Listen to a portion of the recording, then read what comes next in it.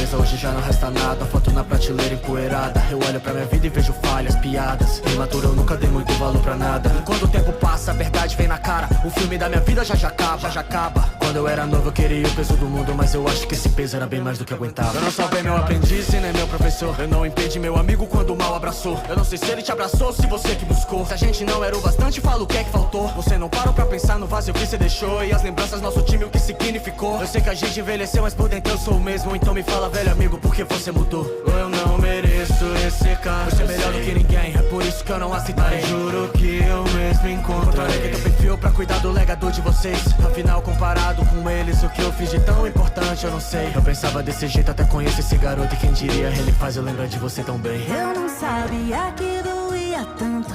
Procurei em todo canto lembranças de ti. Se eu soubesse a dor da sua partida, eu juro que eu não deixava ser.